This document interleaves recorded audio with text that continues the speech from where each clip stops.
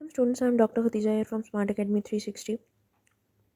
जैसे कि आप लोगों को पता है कि आप लोगों का संडे टू संडे जो है वो टेस्ट होता है और उसकी आंसर की भी आप लोगों के साथ शेयर की जाती है और विद डिस्कशन के साथ में। तो ये आप लोगों का लेक्चर है संडे टेस्ट बायोलॉजी का जो आपका हुआ था, संडे को टेस्ट हुआ था बायो का, उसकी ये कंप्लीट की है विद डिस्कशन के साथ। मैं आप लोगों के साथ डिस्कस करने लगी हूँ। अब स्टूडेंट ज़रा गौर से सुने।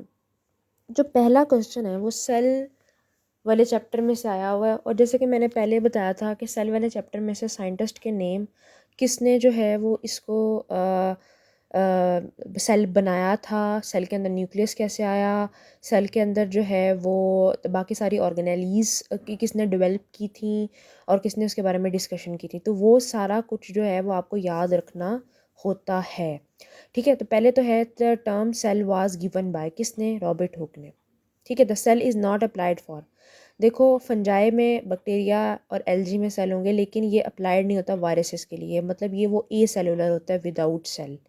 ठीक है, the membrane around the vacuole is now as tonoplast. तो जो वैक्यूल के अराउंड एक ही मेम्ब्रेन होती है विच इज़ टोनोप्लास्ट, ये याद रखना।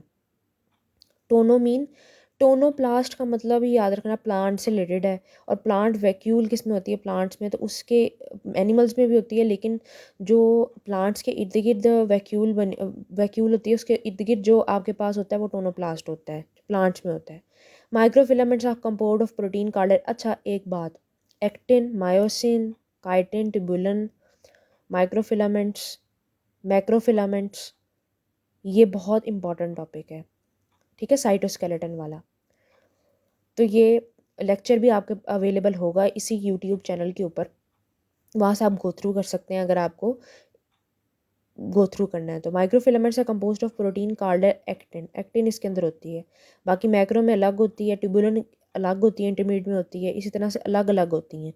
तो हर एक प्रोटीन का आपको पता होना चाहिए कि ये किस से कंपोज होता है। ठीक है, अच्छा जी, उसके बाद है plant cell wall is mainly composed of cellulose से बना होता है। प्लांट की सेल वॉल सेलुलोज से बनी हुई होती है, ये याद रखना। ये तो मैंने बहुत दफ़ा ही बताया हुआ है, ये आपके सेल वाले चैप्टर में से आया हुआ है कि जो सेल वॉल है वो प्लांट की वो किस से बनी हुई होती है, वो सेलुलोज से बनी हुई होती है। Glycolipids in the plasma membrane are located at the outer leaflet of the plasma membrane के बाहर पड़ी हुई होती है glycolipids.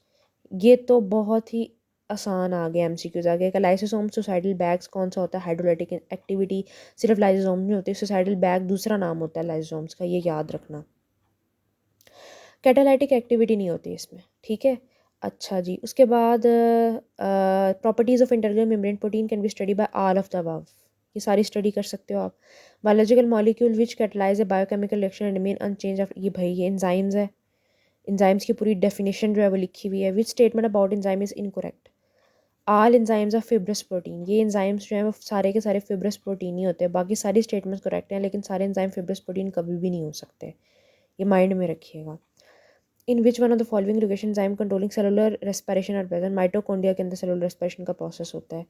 N activated enzyme consisting of polypeptide chain and cofactors activated enzyme, activated enzyme, activated enzyme.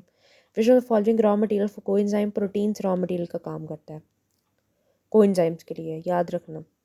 Protein ज़्यादातर होते हैं enzymes में इसलिए। A cofactor made of inorganic ion which is detachable is activator, activator detachable होता है। Enzyme decrease the activation energy of a chemical reaction. A three-dimensional cavity bearing a specific charge by which the enzyme react, it is a pure definition of the PTP book active site, इसका answer है। रट्टा रट्टा मारना भी ज़रूरी होता है कई चीज़ों को, सिर्फ कॉन्सेप्ट नहीं, कॉन्सेप्ट भी रखने होते हैं कई चीज़ों के, वो साथ साथ बताऊंगी कौन से कॉन्सेप्ट रखने हैं, कौन सा रट्टा मारना है। ये रट्टा मारने वाला है। Which step cause the activation of catalytic site of enzyme, formation of enzyme substrate complex, ये भी रट्टा मारने वाली लाइनें हैं।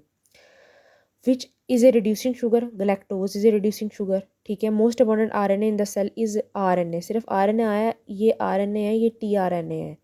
ठीक है, ये इसकी आपने करेक्शन कर लेनी है, ये टीआरएनए है, ये जो है सबसे मोस्ट अबंडेंट होता है। ठीक है, उसके बाद the name the simplest amino acid जो हमारे पास होता है ना, वो हमारे पास होता है ग्लाइसिन। ठीक है, glycine is the most simplest amino acid.